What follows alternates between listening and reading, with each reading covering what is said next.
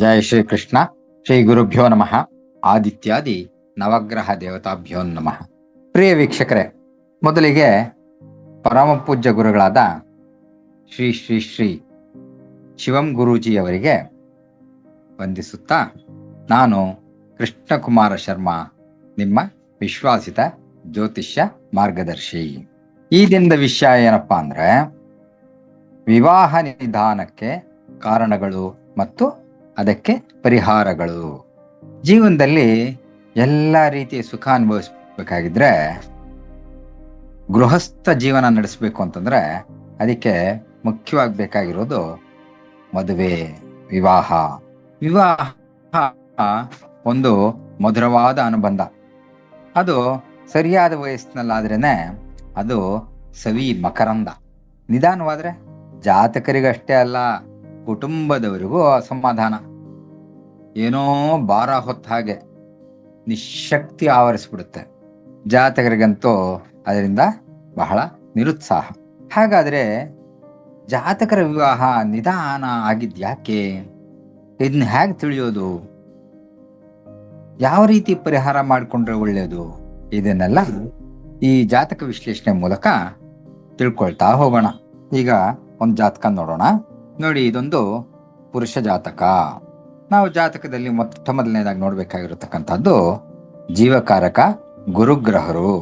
ನೋಡಿ, ಗುರುಗ್ರಹರು ಇಲ್ಲಿ ಕುಂಭರಾಶಿಯಲ್ಲಿ ಸ್ಥಿತರಾಗಿದ್ದಾರೆ. ಕುಂಭರಾಶಿ ಸಮಸ್ಯಾ ರಾಶಿ. ಹಾಗೇನೆ ಗುರುಗ್ರಹರು ವಿವಾಹಕ್ಕೆ ಕಾರಕರಾಗ್ತಾರೆ. ನೋಡಿದ ತಕ್ಷಣ ನಮ್ಗೆ ಗೊತ್ತಾಗುತ್ತೆ ಈ ಜಾತಕರಿಗೆ ವಿವಾಹದ ವಿಷಯದಲ್ಲಿ ಸಮಸ್ಯೆ ಇದೆ, ಬೇಗ ಡೆವಲಪ್ಮೆಂಟ್ ಆಗಲ್ಲ. ಇನ್ನು ಮುಂದೆ ನಾವು ನವಗ್ರಹಗಳನ್ನ, ಸಂಯೋಗಗಳನ್ನ ಎಲ್ಲ ನೋಡ್ತಾ ಹೋಗೋಣ. ಮೊಟ್ಟ ಮೊದಲನೇದಾಗಿ ನೋಡೋದು ಸೂರ್ಯಗ್ರಹರು. ಸೂರ್ಯಗ್ರಹರು ಉಚ್ಚಾಭಿಲಾಷಿಯಾಗಿದ್ದು ಅಗ್ನಿತತ್ವ ರಾಶಿನಲ್ಲಿ ಮಿತ್ರಗ್ರಹರಾದಂತಹ ಬುಧಗ್ರಹರ ಜೊತೆ ಸ್ಥಿತವಾಗಿದ್ದಾರೆ. ಧನುಸ್ಸು ರಾಶಿ ಅಗ್ನಿತತ್ವ ರಾಶಿ ಆಗುತ್ತೆ. ಈ ಅಗ್ನಿತತ್ವ ರಾಶಿಯಲ್ಲಿ ಬುಧಗ್ರಹರ ಜೊತೆ ಸೂರ್ಯಗ್ರಹರು ಸ್ಥಿತರಾಗಿದ್ದಾರೆ. ಹಾಗೆ ಅವರಿಗೆ ಯಾವುದೇ ಬೇರೆ ಗ್ರಹದ ಸಂಯೋಗ ಇಲ್ಲ, ಮುಖ್ಯವಾಗಿ ಪಾಪಗ್ರಹಗಳ ಸಂಯೋಗ ಇಲ್ಲ.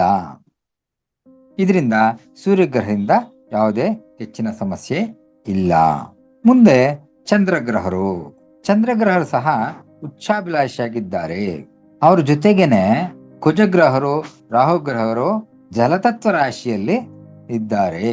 ನೋಡಿ, ಮೀನ ರಾಶಿಯಲ್ಲಿ ಏಸ್ ಅಂದ್ರೆ ಲಗ್ನ, ಮತ್ತು ಚಂದ್ರಗ್ರಹರು, ರಾಹುಗ್ರಹರು, ಕುಜಗ್ರಹರು ಜಲತತ್ವ ರಾಶಿಯಾಗಿರ್ತಕ್ಕಂತಹ ಮೀನ ರಾಶಿಯಲ್ಲಿದ್ದಾರೆ. ಅಷ್ಟೇ ಅಲ್ಲ, ಅಲ್ಲಿಂದ 7ರಲ್ಲಿ ಕೇತುಗ್ರಹರು ಮತ್ತು 9ರಲ್ಲಿ ಶುಕ್ರ ಮತ್ತು ಶನಿಗ್ರಹರ ಸಂಯೋಗ ಸಹ ಇದೆ. ಇದಲ್ಲದೆ ಚಂದ್ರಸ್ಥಿತ ಸ್ಥಾನದಿಂದ ವಿವಾಹಕಾರಕರಾದ ಗುರುಗ್ರಹರು 12ನೇ ಮನೆಯಲ್ಲಿದ್ದಾರೆ. ಚಂದ್ರಗ್ರಹರು ಮೀನರಾಶಿಯಲ್ಲಿ, ಗುರುಗ್ರಹರು ಕುಂಭರಾಶಿಯಲ್ಲಿದ್ದಾರೆ. ಇದು ಚಂದ್ರಗ್ರಹರೇನು ತೋರಿಸ್ತಾರೆ? ದೂರವನ್ನು ತೋರಿಸ್ತಾರೆ. ಹಾಗಾಗಿ ಇವರಿಗೆ ವಿವಾಹಕಾರಕರಾಗಂತಹ ಗುರುಗ್ರಹರು 12 ಮನೆಯಷ್ಟು ದೂರದಲ್ಲಿರೋದ್ರಿಂದ ನಮ್ಗೇನ್ ಗೊತ್ತಾಗುತ್ತೆ? ಇದು ವಿವಾಹಕ್ಕೆ ಅತಿ ಹೆಚ್ಚು ಸಮಯ ಆಗತ್ತೆ ಅನ್ನೋದನ್ನ ಸೂಚಿಸುತ್ತೆ. ಚಂದ್ರಗ್ರಹರಿಂದ ಎಷ್ಟು ದೂರದಲ್ಲಿ ಆ ಗ್ರಹಗಳಿರ್ತೋ ಅದರ ಕಾರಕತ್ವ ಅಷ್ಟು ದೂರದಲ್ಲಿ ನಮಗೆ ಸಿಗುತ್ತೆ ಅಂತ ಇರುತ್ತೆ. ಹಾಗಾಗಿ ಈ ಜಾತಕರಿಗೆ ಸ್ವಲ್ಪ ಮದುವೆ ಆಗೋದು ತಡವಾಗತ್ತೆ ಅಂತಕ್ಕಂಥದ್ದನ್ನ ನಾವಿಲ್ಲಿ ಗಮನಿಸಬಹುದು.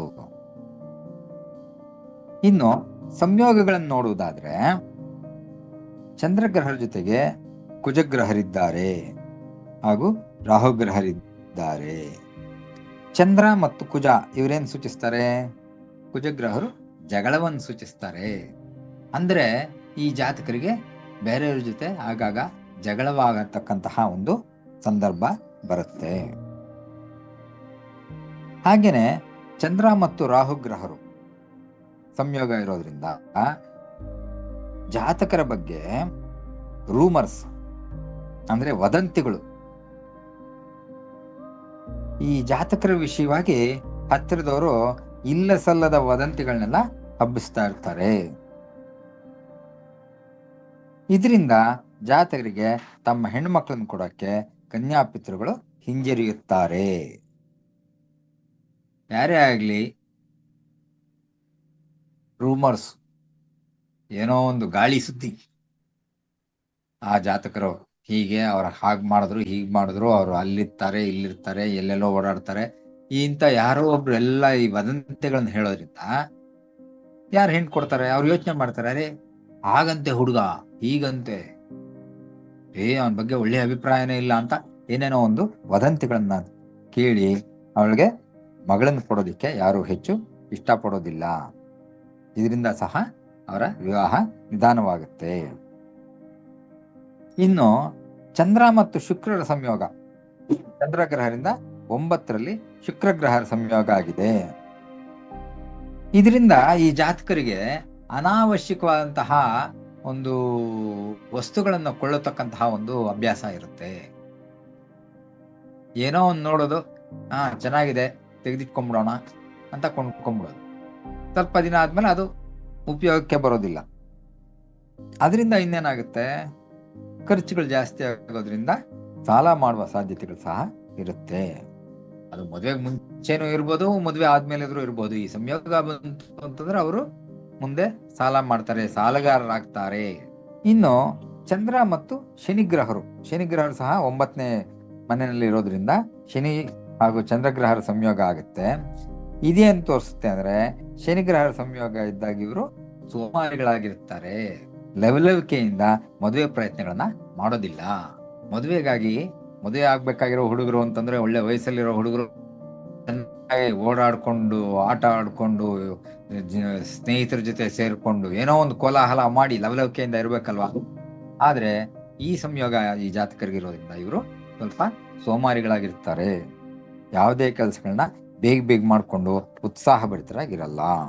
ಇನ್ನು ಅಲ್ಲಿಂದ ಮುಂದಕ್ಕೆ ನಾವು ಹೋಗೋದಾದ್ರೆ ಕುಜಗ್ರಹರು ಜಲತತ್ವ ರಾಶಿಯಲ್ಲಿ ಇರೋದ್ರಿಂದ ಆಹಾರ ಸರಿಯಾಗಿ ಜೀರ್ಣ ಆಗಲ್ಲ. ಈ ಜಾತಕರನ್ನ ನಾನು ನೋಡಿದ್ದೀನಿ, ನಮ್ಮ ಸಂಬಂಧದವರೇ ಇವರು. ಈ ಜಾತಕರು ಅಷ್ಟಾಗಿ ದೃಢಕಾಯರಾಗಿರುವುದಿಲ್ಲ. ಚೆನ್ನಾಗಿ ತಿಂದುಂಡ್ಕೊಂಡು ಸ್ವಲ್ಪ ಇರ್ಬೇಕಲ್ವಾ. ಮದುವೆ ಗಂಡು ಅಂದ್ರೆ ಹೇಗಿರ್ಬೇಕು, ಒಂದು 10 ಜನದಲ್ಲೂ ಎದ್ದು ಕಾಣೋ ಹಾಗಿರ್ಬೇಕು, ದೃಢಕಾಯ, ಒಳ್ಳೆ ಆರೋಗ್ಯವಂತರಾಗಿರ್ಬೇಕು. ಆದ್ರೆ ಇವರು ಸಣ್ಣ, ಒಂಥರ ಯಾವಾಗ್ಲೂ ನಿಶಕ್ತಿ, ಒಂಥರ ಸೋಮಾರಿತನದಲ್ಲಿ, ಒಂಥರ ಆರಾಮಾಗಿ ಆತರ ಇರ್ತಾರೆ. ಅದಕ್ಕೆ ಕಾರಣ ಕುಜಗ್ರಹರು ಜಲತತ್ವದಲ್ಲಿದ್ದಾರೆ. ಕುಜರಾಹು ಸಂಯೋಗ ಇರೋದ್ರಿಂದ ಇವರಿಗೆ ಬ್ರಾಡ್ ಮೈಂಡ್ ಇರುತ್ತೆ, ವಿಶಾಲವಾದ ಹೃದಯ ಅಂತೀವಿ. ಎಷ್ಟು ಜನಕ್ಕಾದ್ರೂ ಜಾಗ ಕೊಡಬಹುದು, ಆದ್ರೆ ಸರಿಯಾಗಿರೋರು ಕೊಡ್ಬೇಕಲ್ವಾ. ಇವರು ಎಲ್ಲವನ್ನು ಸಾಮಾನ್ಯವಾಗಿ ತಗೊಳ್ತಾರೆ. ಯಾವ್ದ್ರ ಬಗ್ಗೆನೂ ಇವ್ರಿಗೆ ಕಾನ್ಸಂಟ್ರೇಷನ್ ಇಲ್ಲದೆ ಇರೋದ್ರಿಂದ ವಿವಾಹದ ವಿಷಯದಲ್ಲಿ ಇವರು ಫೋಕಸ್ಡ್ ಆಗಿರಲ್ಲ. ಎಲ್ಲಾನು ಒಂದೇ, ಎಲ್ರೂ ಒಂದೇ ಅಂತ ಇದ್ರೆ ಆಗತ್ತಾ? ನನ್ನ ಮದುವೆ ನಾನು ಪ್ರಯತ್ನ ಮಾಡ್ಬೇಕು, ನಾನು ಖಂಡಿತ ಮದುವೆ ಆಗ್ಬೇಕು, ನಾನು ಇದ್ರಲ್ಲಾಗ್ಬೇಕು ಅನ್ನಂತ ಒಂದು ಫೋಕಸ್ಡ್ ಇರ್ಬೇಕು. ಆ ಫೋಕಸ್ ಇವ್ರಿಗೆ ಇರೋದಿಲ್ಲ. ಮತ್ತೆ ಇವ್ರಿಗೂ ಕುಜನಿಗೆ ಸಹ 9ರಲ್ಲಿ ಶುಕ್ರಗ್ರಹರ ಸಂಯೋಗ ಇದೆ. ಶುಕ್ರಗ್ರಹರ ಸಂಯೋಗ ಇರೋದ್ರಿಂದ ಜಾತಕರೇ ತಮ್ಮ ಹಿಂದಿನ ಪ್ರೇಮ ಪ್ರಸಂಗಗಳನ್ನು ಪ್ರಚಾರ ಮಾಡಿಕೊಳ್ಳುತ್ತಾರೆ.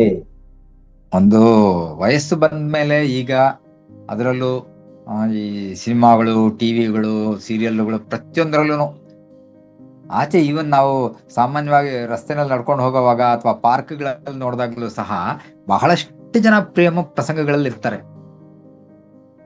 ಈಗ ಒಂಥರ ಸಾಮಾನ್ಯ ಆಗೋಗಿದೆ. ಅದು ವಯಸ್ಸಲ್ಲಿದ್ದಾಗ ಯಾರೋ ಒಂದಷ್ಟು ಜನ ಪ್ರೀತಿ ಪ್ರೇಮ ಮಾಡೋದಿರುತ್ತೆ, ಸ್ನೇಹ ಮಾಡೋದಿರುತ್ತೆ, ಕೋ ಎಜುಕೇಶನ್ ಕಾಲೇಜುಗಳಿರುತ್ತೆ. ಅವ್ರೇನೋ ಒಂದು ಅಟ್ರಾಕ್ಷನ್ ಶುರು ಮಾಡ್ತಾರೆ, ಇವ್ರೇನೋ ಒಂದು ಅಟ್ರಾಕ್ಷನ್ ಶುರು ಮಾಡ್ತಾರೆ, ಒಬ್ರಿಗೊಬ್ರು ಸೇರ್ತಾರೆ, ಮಾತಾಡ್ತಾರೆ, ನೋಟ್ಸ್ ಎಕ್ಸ್ಚೇಂಜ್ ಮಾಡ್ಕೊಳ್ತಾರೆ, ಮಾತು ಎಕ್ಸ್ಚೇಂಜ್ ಮಾಡ್ಕೊಳ್ತಾರೆ, ಕಾಫಿಗೆ ಹೋಗ್ತಾರೆ, ಏನೋ ಒಂದಿರುತ್ತೆ. ಆದ್ರೆ ಅದನ್ನೆಲ್ಲ ಎಲ್ಲ ಕಡೆ ಪ್ರಚಾರ ಮಾಡ್ಕೋಬಾರ್ದಲ್ವಾ. ಎಷ್ಟೋ ಅಷ್ಟು ಅದೇನು ಮುಂದುವರೆದ್ರೆ ಒಂಥರ ಪರವಾಗಿಲ್ಲ, ಅದು ಮುಂದುವರಿದೀರಾ ಸ್ನೇಹ ಕಾಲೇಜ್ ಬಿಟ್ಟ ತಕ್ಷಣ ಅವರೆಲ್ಲೋ ಇವರೆಲ್ಲೋ, ಅವ್ರಿಗೆಲ್ಲೋ ಮದುವೆ ಆಯ್ತು, ಅಥವಾ ಅವರೆಲ್ಲೋ ಉದ್ಯೋಗಕ್ಕೆ ಹೋದ್ರು, ಇವರೆಲ್ಲೋ ಉದ್ಯೋಗಕ್ಕೆ ಹೋದ್ರು, ಇವರೆಲ್ಲೋ ಸೇರಿದ್ರು, ಅವರೆಲ್ಲೋ ಸೇರಿದ್ರು ಅಂತಿರೋವಾಗ, ನಾನ್ ಕಾಲೇಜಲ್ಲಿ ಅವಳನ್ನ ಲವ್ ಮಾಡಿದ್ದೆ, ಇವಳನ್ನ ಲವ್ ಮಾಡಿದ್ದೆ, ಇವಳು ಈ ತರ ನನ್ನ ಹಿಂದೆ ಇದ್ಲು, ನಾನು ಅವಳ ಹಿಂದೆ ಹೋಗಿದ್ದೆ, ನಾನ್ ಮೋಟರ್ ಸೈಕಲ್ ಅಲ್ಲಿ ಕುಡಿಸ್ಕೊಂಡು ಹೋಗಿದ್ದೆ. ಯಾಕೆ ಬೇಕಿವೆಲ್ಲ? ಆದ್ರೆ ಈ ಕುಜರ ಶುಕ್ರ ಸಂಯೋಗ ಇದ್ದವರು ಇಂಥ ಪ್ರಸಂಗಗಳನ್ನ ತಾವಾಗಿ ಹೇಳಿಕೊಂಡು ಇದರಿಂದ ಹೆಚ್ಚು ವದಂತಿಗಳಿಗೆ ಅವಕಾಶವನ್ನು ಕೊಡ್ತಾರೆ. ಈ ವದಂತಿಗಳ ಹಬ್ಬಿದ್ರೆ ವಧು ಸಿಗೋದು ಸುಲಭನಾ? ಹೆಣ್ಣಿನ ಕಡೆಯವ್ರು ಯೋಚನೆ ಮಾಡ್ತಾರಲ್ವಾ, ಇಷ್ಟೊಂದು ಪ್ರೇಮ ಪ್ರಸಂಗಗಳಿದೆ ಇವ್ರಿಗೆ ಅಂತ. ಇದು ಒಂದು ಕಾರಣ ಆಗುತ್ತೆ. ಮತ್ತೆ ಈ ಕುಜರಿಗೆ 7ರಲ್ಲಿ ಕೇತು ಸಂಯೋಗ ಇರೋದ್ರಿಂದ ಜಾತಕರಿಗೆ ಮೆಮೊರಿ ಪವರ್ ಕೂಡ ಕಡಿಮೆ ಇರುತ್ತೆ, ಜ್ಞಾಪಕ ಶಕ್ತಿ ಕಡಿಮೆ ಇರುತ್ತೆ. ಇದು ಸಹ ಒಂದು ವಿಧವಾಗಿ ಮದುವೆಗೆ ನಿಧಾನವಾಗುತ್ತೆ. ಮತ್ತೆ ಕುಜಗ್ರಹರಿಗೆ 9ರಲ್ಲಿ ಶನಿಗ್ರಹರ ಸಂಯೋಗ ಇರೋದ್ರಿಂದ ಸಮಾಜ ಇವರನ್ನು ಉಪಯೋಗಿಸಿಕೊಳ್ಳುತ್ತೆ. ಕುಜ ಶನಿಗ್ರಹ ಅಂತಂದ್ರೆ ನಾವೊಂಥರ ಅದನ್ನ ಬಡತನದ ಯೋಗ, ಅವರಿಗೆ ಸಹಕಾರ ಸಿಗೋದಿಲ್ಲ, ಪರಿಸರ ಅವರಿಗೆ ಸಹಕಾರ ಕೊಡೋದಿಲ್ಲ, ಅವ್ರಿಗೆ ಪರಿಸರ ಇಷ್ಟ ಆಗೋದಿಲ್ಲ ಅಂತೆಲ್ಲ ಹೇಳ್ತೀವಿ. ಹಾಗೆ ಸಮಾಜ ಇವರನ್ನು ಉಪಯೋಗಿಸ್ಕೊಳ್ಳುತ್ತೆ, ಆದ್ರೆ ಸಮಾಜದಿಂದ ಇವರಿಗೆ ಅಭಿವೃದ್ಧಿ ಇರಲ್ಲ. ಸಮಾಜ ಇವರನ್ನು ಉಪಯೋಗಿಸ್ಕೊಂಡ್ರು ಇವರಿಗೆ ಸಮಾಜದಿಂದ ಒಂದು ಅಭಿವೃದ್ಧಿ, ಒಂದು ಸಹಕಾರ ಸಿಗ್ಬೇಕಲ್ವಾ? ಆಗ್ಲೇ ಇವಾಗ ಒಂದು ಸಮಾಜ ಅಂದ್ರೆ ಜನಗಳು, ಅವರೆಲ್ಲ ಬಂದು ಇವರಿಗೆ ಮದುವೆಗೆ ಏನೋ ಒಂದು ಸಹಾಯ ಮಾಡ್ಬೇಕು, ಹುಡುಗಿನ ತೋರಿಸ್ಕೊಡ್ಬೇಕು, ಏನೋ ಒಂದಿರುತ್ತಲ್ವಾ? ಆ ತರದ ಸಹಕಾರಗಳು ಜಾತಕರಿಗೆ ಸಿಗೋದು ಕಷ್ಟ. ಇವರು ಸ್ಟೇಟಸ್ ನ ಮೇಂಟೈನ್ ಮಾಡ್ತಾರೆ. ಅದರಿಂದ ಏನಾಗುತ್ತೆ, ಇವರು ಎಲ್ಲೇ ಹೋದ್ರು ಎಲ್ಲಾರು ನನ್ನನ್ನು ಮಾತಾಡ್ಸ್ಬೇಕೆ ಹೊರತು ತಾನಾಗಿ ಯಾರನ್ನೂ ಹೋಗಿ ಹುಡುಕೊಂಡೋಗಿ ನಮಸ್ಕಾರ ಹೊಡಿಯಲ್ಲ, ಮಾತಾಡ್ಸಲ್ಲ ಅಂತ ಒಂಥರ ಸ್ಟೇಟಸ್ ಮಾಡ್ಕೊಂಡು ಅಲ್ಲೆಲ್ಲೋ ಕೂತಿದ್ರೆ ಇವರು ಎಲಿಜಿಬಲ್ ಬ್ಯಾಚುಲರ್ ಅಂತ ಸಂಬಂಧಿಕರಿಗೆ, ಅವರ ಸ್ವಜಾತಿಯವರಿಗೆ ತಿಳಿಯೋದು ಹೇಗೆ? ಅವ್ರಿಗೆ ಗೊತ್ತಾಗ್ಬೇಕಲ್ವಾ, ಇವರೊಬ್ರು ಎಲಿಜಿಬಲ್ ಬ್ಯಾಚುಲರ್ ಇದ್ದಾರಪ್ಪ, ಮದುವೆಗೆ ರೆಡಿ ಇದ್ದಾರೆ, ಇವ್ರಿಗೊಂದು ಹುಡುಗಿನ ಕೊಡೋಣ, ಹುಡುಗಿನ ತೋರ್ಸೋಣ. ನಮ್ಮ ಯಾವ್ದೋ ಒಂದು ಚಿಕ್ಕಪ್ಪನ ಮೊಮ್ಮಗಳಿದ್ದಾಳೆ, ಇನ್ನೊಬ್ಬರ ಇದು ಹುಡುಗಿ ಇದ್ದಾಳೆ, ನಮ್ಮ ರಸ್ತೆ ಕೊನೆಯಲ್ಲಿ ಒಂದು ಬ್ರಾಹ್ಮಣರ ಹುಡುಗಿ ಇದ್ದಾಳೆ, ಇವ್ರಿಗೆ ಹೇಳೋಣ ಅಂತ ಏನೋ ಒಂದಿರುತ್ತಲ್ವಾ? ಅದಕ್ಕೆ ತಿಳಿಬೇಕಲ್ವಾ ಅವ್ರಿಗೆ, ಇವನಿಗೆ ಮದುವೆ ಆಗಿದ್ಯಾ ಇಲ್ವಾ, ಇಂಥ ಒಬ್ಬ ಹುಡುಗ ಇದ್ದಾನೆ ಅಂತ. ಆ ಅವಕಾಶಗಳು ಸಹ ಕಡಿಮೆ, ಅದರಿಂದ ಸಹ ಮದುವೆ ನಿಧಾನವಾಗುತ್ತೆ. ಕುಜಗ್ರಹರ ನಂತರ ಮುಂದೆ ಹೋದ್ರೆ ಬುಧಗ್ರಹರು. ಇಲ್ಲಿ ಬುಧಗ್ರಹರು ನೀಚಾಭಿಲಾಷಿಯೂ ಆಗಿದ್ದಾರೆ, ಆದ್ರೆ ಮಿತ್ರಗ್ರಹ ರವಿಯೊಂದಿಗೆ ಅಗ್ನಿತತ್ವ ರಾಶಿಯಲ್ಲೇ ಇರೋದ್ರಿಂದ ಅಷ್ಟೊಂದು ಹೆಚ್ಚಿನ ಸಮಸ್ಯೆ ಇಲ್ಲ. ಅಂದ್ರೆ ಇವ್ರಿಗೆ ಸ್ವಲ್ಪ ವಿದ್ಯಾಭ್ಯಾಸದಲ್ಲೂ ಸಮಸ್ಯೆ ಇತ್ತು, ಇವರು ಅಷ್ಟೊಂದು ಬ್ರೈಟ್ ಸ್ಟೂಡೆಂಟ್ ಏನಲ್ಲ, ಹಾಗಾಗಿ ಸ್ವಲ್ಪ ವಿದ್ಯೆನಲ್ಲಿ ಕಡಿಮೆ ಇದ್ರು, ಬಟ್ ಅದು ಅಷ್ಟೊಂದು ಸಮಸ್ಯೆ ಏನು ಆಗ್ಲಿಲ್ಲ. ಇನ್ನು ಮುಂದೆ ನಾವು ಗುರುಗ್ರಹರನ್ನ ಗಮನಿಸೋದಾದ್ರೆ, ಗುರುಗ್ರಹರು ಸಮಸ್ಯಾ ರಾಶಿಯಲ್ಲಿರೋದ್ರಿಂದ ಜಾತಕರಿಗೆ ಹಣ ಸಂಪಾದನೆಯಲ್ಲಿ ಸಮಸ್ಯೆ ಇರುತ್ತೆ. ಅವಾಗ ಜಾತಕರು ಏನು ಯೋಚನೆ ಮಾಡ್ತಾರೆ, ಸ್ವಲ್ಪ ಅವ್ರಿಗೆ ಸ್ವಲ್ಪ ಹಣ ಎಲ್ಲ ಸೇರಿಸಿಟ್ಕೊಂಡು ಮದುವೆ ಆಗ್ಬೇಕು, ಮದುವೆ ಆದ್ಮೇಲೆ ಏನೋ ಒಂದು ಮನೆ ಮಾಡೋದಿರುತ್ತೆ, ಏನೋ ಒಂದು ವಸ್ತುಗಳು ಕೊಂಡ್ಕೊಳ್ಳೋದಿರುತ್ತೆ, ಹನಿಮೂನ್ಗೆ ಹೋಗೋದಿರುತ್ತೆ, ಫಾರಿನ್ ಟ್ರಿಪ್ ಹೋಗೋದಿರುತ್ತೆ, ನನ್ನ ಹೆಂಡತಿಗೆ ಹೇಗಾದ್ರೂ ನಾನು ಇಂಪ್ರೆಸ್ ಮಾಡ್ಬೇಕಾಗತ್ತೆ, ಇರುತ್ತಲ್ವಾ ಅಂತ ಆಸೆ. ಅದಕ್ಕೆ ಅವ್ರೇನು ಯೋಚನೆ ಮಾಡ್ತಾರೆ, ಒಂದಷ್ಟು ಹಣ ಸೇರಿಸ್ಕೊಂಡು ಹತ್ತಿರ ಇಟ್ಕೊಂಡು ಆಮೇಲೆ ಮದುವೆ ಆಗೋಣ ಅಂತ ಮದುವೆನ ಮುಂದೂಡ್ತಾ ಇರ್ತಾರೆ.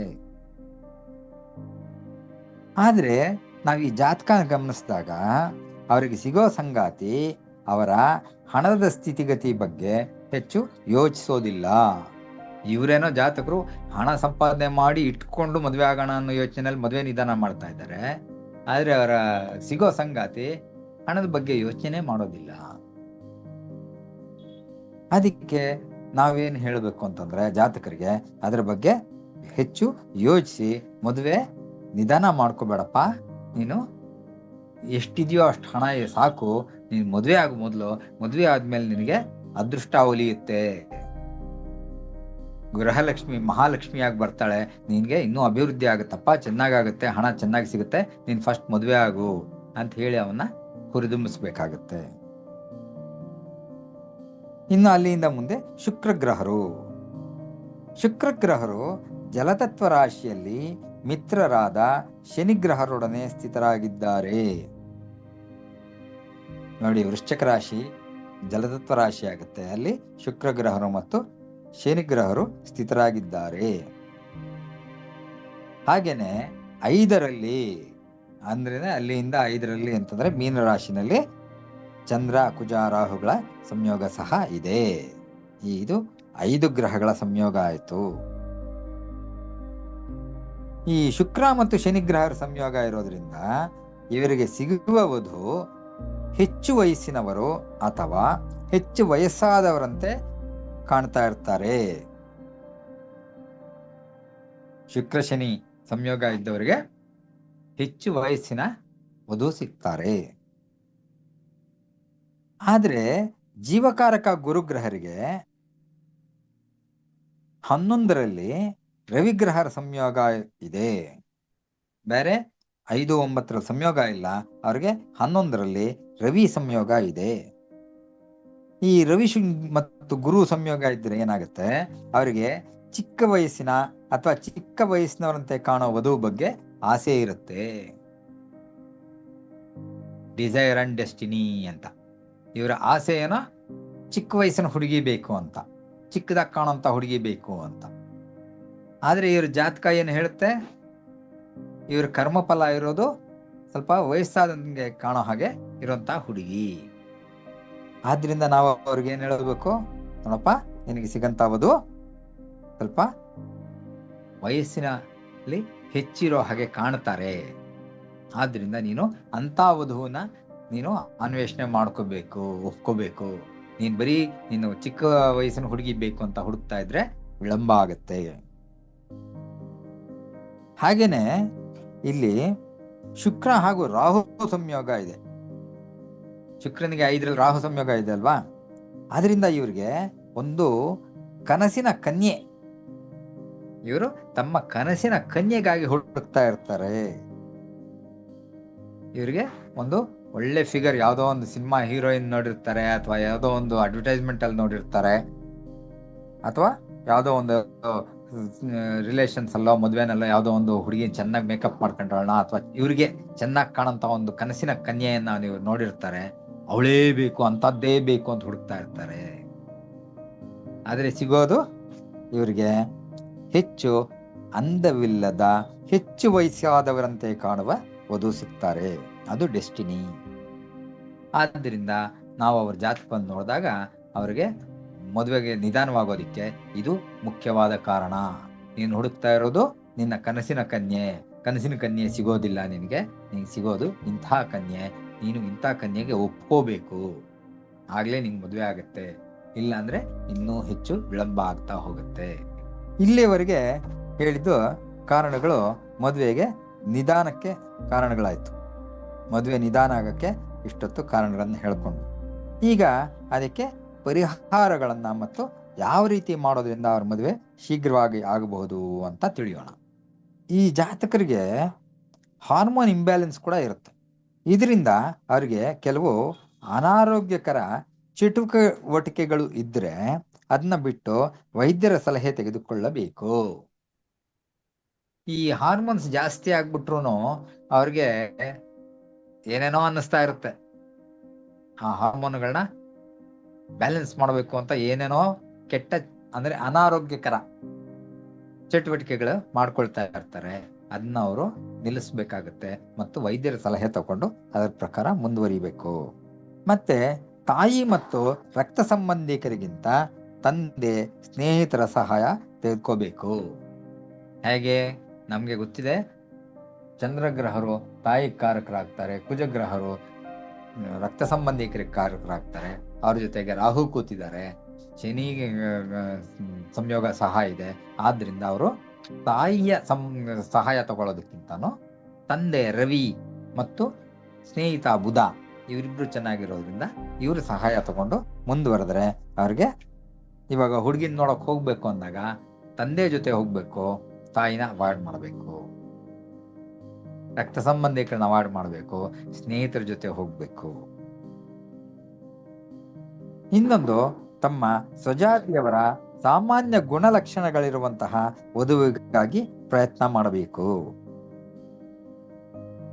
ಯಾಕೆಂತಂದ್ರೆ ಇಲ್ಲಿ ಶನಿ ಮತ್ತು ಶುಕ್ರರ ಸಂಯೋಗ ಇರೋದ್ರಿಂದ ಆ ಹುಡುಗಿ ಇವರ ಸ್ವಜಾತಿಯ ಹುಡುಗಿ ಇರ್ತಾಳೆ, ಮತ್ತು ಸ್ವಜಾತಿಯಲ್ಲಿ ಕೆಲವು ಗುಣಲಕ್ಷಣಗಳಿರುತ್ತೆ ಸಾಮಾನ್ಯವಾಗಿ. ಅಂತಹ ಗುಣಲಕ್ಷಣಗಳನ್ನ ಇರತಕ್ಕಂತ ಹುಡುಗಿನ ಇವರು ಒಪ್ಕೋಬೇಕಾಗುತ್ತೆ. ಕನಸಿನ ಕನ್ಯೆ ಹಿಂದೆ ಓಡಬಾರದು. ಹಣ ಸಂಪಾದನೆ ಅಷ್ಟು ಮುಖ್ಯ ಅಲ್ಲ, ದೇಹದ ಆರೋಗ್ಯ, ದೃಢಕಾಯತ್ವ ಮುಖ್ಯ. ಅದಕ್ಕಾಗಿ ವ್ಯಾಯಾಮಗಳನ್ನು ನಿಯಮಿತವಾಗಿ ಮಾಡಬೇಕು ಅಂತ ಹೇಳ್ಬೇಕು. ಯಾಕೆಂದ್ರೆ ಹೇಳಿದ್ನಲ್ಲ, ಅವರು ದೃಢಕಾಯರಲ್ಲ. ಕುಜ ಜಲತತ್ವದಲ್ಲಿರೋದ್ರಿಂದ ಅವರು ಸಣ್ಣಕ್ಕಿದ್ದಾರೆ, ಜೀರ್ಣಶಕ್ತಿ ಅಷ್ಟು ಚೆನ್ನಾಗಿರಲ್ಲ. ಆದ್ರಿಂದ ಅವರಿಗೆ ನಾವೇನ್ ಹೇಳ್ಬೇಕು, ನೀನ್ ಸ್ವಲ್ಪ ವ್ಯಾಯಾಮ ಮಾಡಿ ದೃಢಕಾಯರಾಗ್ಬೇಕು, 10 ಜನದಲ್ಲಿ ಎದ್ದು ಕಾಣೋ ಹಾಗಾಗ್ಬೇಕು, ನಿನಗೂ ಶಕ್ತಿ ಇದೆ ಅಂತಂತ ತೋರಿಸ್ಕೊಳ್ಬೇಕು. ಅದಕ್ಕಾಗಿ ನಿಯಮಿತವಾಗಿ ವ್ಯಾಯಾಮ ಮಾಡಬೇಕು. ಅದಕ್ಕೆ ಸರಿ ಹೋಗಂತಹ ಆಹಾರ ಪದಾರ್ಥಗಳನ್ನ ಸ್ವೀಕಾರ ಮಾಡಬೇಕು. ಮತ್ತೆ ಸ್ವಜಾತಿಯವರ ಸಮಾರಂಭಗಳಿಗೆ ಹೋಗಿ ಲವಲವಿಕೆಯಿಂದ ಭಾಗವಹಿಸಬೇಕು. ಇವರು ಎಲಿಜಿಬಲ್ ಬ್ಯಾಚುಲರ್ ಅಂತ ತೋರಿಸ್ಕೊಳ್ಬೇಕು.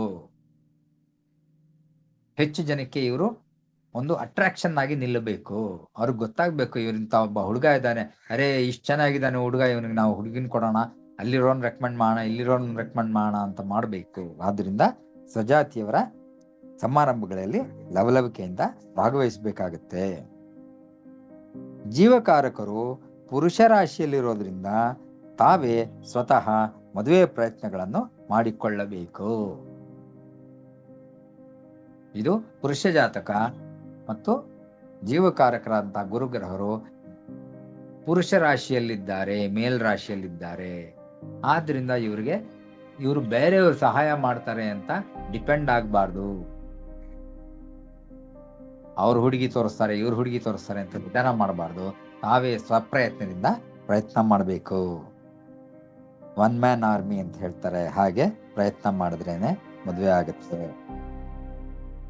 ಇದಕ್ಕೆ ಇನ್ನೊಂದೇನು ಅಂದ್ರೆ, ಗೋಚಾರದಂತೆ ಮದುವೆಗೆ ಅನುಕೂಲಕರವಾದ ಸಮಯದಲ್ಲಿ ಗುರುಬಲ ನೋಡಿಕೊಂಡು ಪ್ರಯತ್ನ ಮಾಡಿದ್ರೆ ಮದುವೆಯಾಗಿ ಸುಖ ಜೀವನ ನಡೆಸಬಹುದು. ಆಗಾಗ ಜ್ಯೋತಿಷ್ಯರನ್ನ ಕೇಳಿ, ಸ್ವಾಮಿ ನನಗೆ ಗುರುಬಲ ಇದೆಯಾ, ಯಾವ ಸಮಯ ಚೆನ್ನಾಗಿದೆ ನನ್ನ ಮದುವೆ ಪ್ರಯತ್ನಕ್ಕೆ ಅಂತ ತಿಳ್ಕೊಂಡು ಅದನ್ನೂ ಸಹ ಇವರು ಅಳವಡಿಸ್ಕೊಂಡ್ರೆ ಆ ಸಮಯದಲ್ಲಿ ಇವರಿಗೆ ಕಂಕಣ ಬಲ ಕೂಡಿ ಬರುತ್ತೆ. ಹಾಗಾಗಿ ನೋಡಿ, ಈ ಜಾತಕರಿಗೆ ಈಗ ಸುಮಾರು 35 ವರ್ಷ ಆಗ್ತಾ ಇದೆ, ಆದ್ರೂ ಇನ್ನೂ ಮದುವೆ ಆಗಿಲ್ಲ. ಇವರು ಇಷ್ಟೆಲ್ಲ ಮಾಡ್ಬೇಕಾಗತ್ತೆ ಅಂತ ಅವ್ರಿಗೆ ನಾವು ವಿಷಯಗಳನ್ನ ತಿಳಿಸ್ಕೊಟ್ರೆ ಅವ್ರಿಗೆ ಕಂಕಣ ಬಲ ಕೂಡಿ ಬರುತ್ತೆ ಅಂತ ಹೇಳಬಹುದು. ಇಷ್ಟು ಹೇಳಕ್ಕೆ ಅವಕಾಶ ಮಾಡಿಕೊಟ್ಟಂತಹ ಪರಮ ಪೂಜ್ಯ ಗುರುಗಳಾದಂತಹ ಶ್ರೀ ಶಿವಂ ಗುರೂಜಿಯವರ ತಂಡಕ್ಕೆ ನನ್ನ ಅನಂತಾನಂತ ನಮಸ್ಕಾರಗಳು. ಶ್ರೀ ಗುರುಭ್ಯೋ ನಮಃ. ಜೈ ಶ್ರೀ ಕೃಷ್ಣ.